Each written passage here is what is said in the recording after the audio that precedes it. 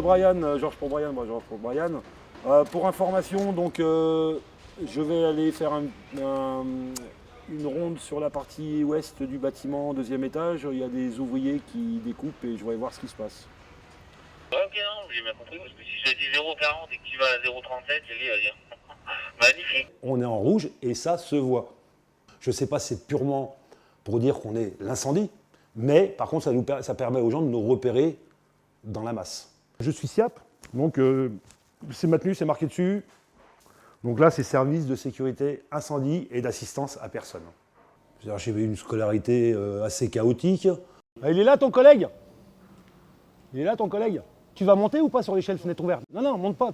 J'avais un petit CAP de plomberie chauffage. Au hasard d'une discussion, voire pour une place de plombier, tout compte fait, j'ai fini une maison un petit peu plus loin, je suis rentré dans la sécurité, donc par accident. C'est quoi? C'est de la magnétoscopie.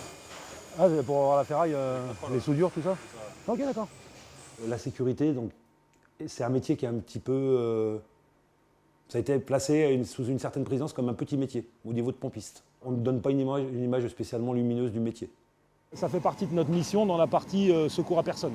Normalement, si on va être appelé pour une intervention, pour un malaise, on va partir avec la trousse à pharmacie. Quand on est équipé d'un DAE, on va partir avec pour éviter de perdre du temps à aller le rechercher. On va avoir une formation de secourisme. Par contre, on apprend plus profondément le feu. Triangle du feu, c'est 3 éléments.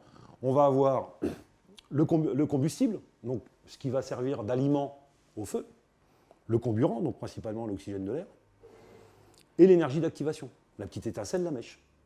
Et le principe du triangle du feu, pourquoi on l'apprend, c'est que simplement, c'est les 3 éléments nécessaires pour faire un début de combustion. Et que si on enlève un des 3 éléments, automatiquement, il n'y a plus de combustion.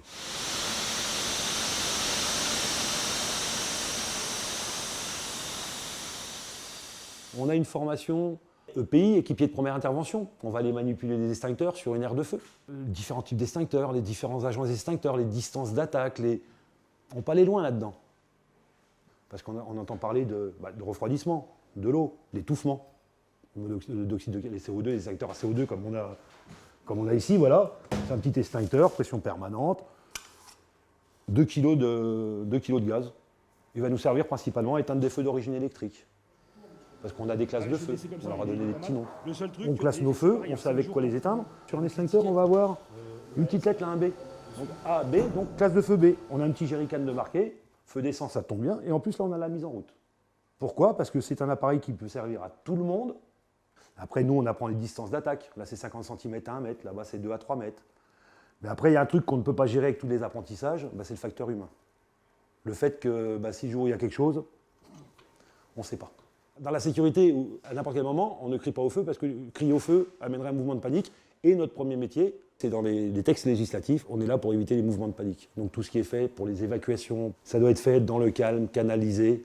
On a plusieurs types de rondes, mais principalement quand on va faire une ronde, qu'elle soit de n'importe quel type, on ne va pas spécialement faire la chose avec des œillères. Dans une ronde de sécurité, on va avoir un système de pointage qui va prouver au patron qu'on est passé à telle heure, et ça va prouver au client et ça va prouver aux assurances. Mais si on s'arrête à ça, on ne fait rien. Donc automatiquement, quand on y va, on va avoir les yeux un petit peu partout. Brian pour Georges, écoute, Brian, bon, c'est bon, c'est une détection intempestive, toute l'horaire armé, je retourne au PC. Ok, j'ai reçu, je regarde, mais je mets une petite note dans ma boîte. Terminé. Merci, à tout de suite. Je reviens à l'incendie pour la levée de doute qui est purement de l'incendie. Tout à l'heure, on a eu l'occasion de voir des déclencheurs manuels. On a vu des déclencheurs automatiques qui sont des détecteurs automatiques d'incendie. Et tout ça nous envoie une alarme dans un poste de sécurité où on va avoir quelqu'un, pour notre cas, 24 heures sur 24 derrière, jour et nuit. Et cette alarme qui va arriver va nous donner une adresse, en nous disant, attention, à tel endroit, on a quelqu'un qui a appuyé sur un déclencheur manuel. Ou attention, on a un détecteur qui nous dit qu'il y a quelque chose qui ne va pas. Donc là, on va faire ce qu'on appelle vraiment une levée de doute, incendie.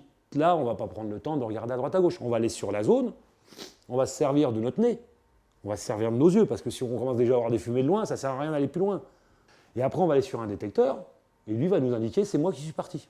Et là, on va pouvoir dire, soit c'est une détection qui est due à de la poussière, donc on va appeler le collègue en disant écoute, il y a des gars qui travaillent, tu peux réarmer. Donc réarmer, c'est remettre l'installation en service et ne pas tenir compte de l'incendie.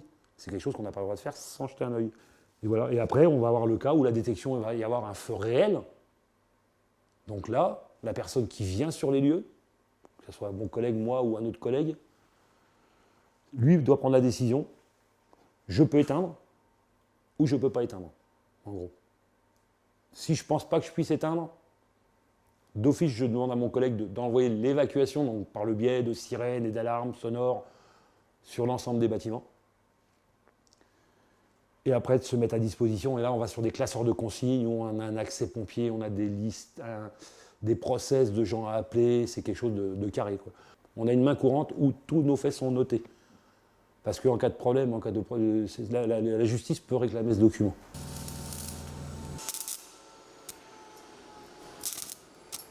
Bonjour. Ça va bien? Tu soudes à quoi là? Tu soudes à l'arc? Ouais. Ils t'ont fait ton permis de feu, les collègues? Ouais. Il est où? La date, ok, d'accord, ouais. Moi, super. Voilà, on établit un permis de feu. Le permis de feu, c'est ce qui va entourer une intervention par point chaud. Donc, un point chaud, c'est quelque chose qui va amener à un risque de début de feu.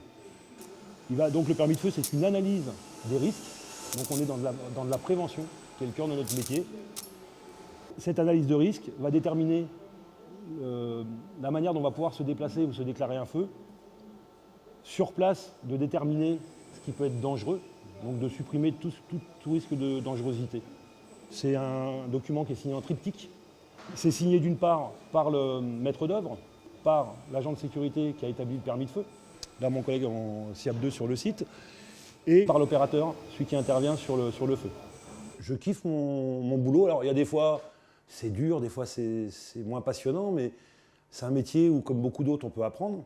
Et l'avantage de la sécurité, c'est qu'en changeant de site, en changeant de poste, en ayant un lieu comme ici, un château en rénovation, c'est hyper génial pour quelqu'un qui ne l'a pas fait. Et ça permet de croiser des gens qui sont passionnants, avec qui on peut échanger, des corps de métier, des gens qui ont un art à partager. L'histoire ne m'a jamais plu. Depuis que je suis ici, je suis assez amoureux des vieilles pierres.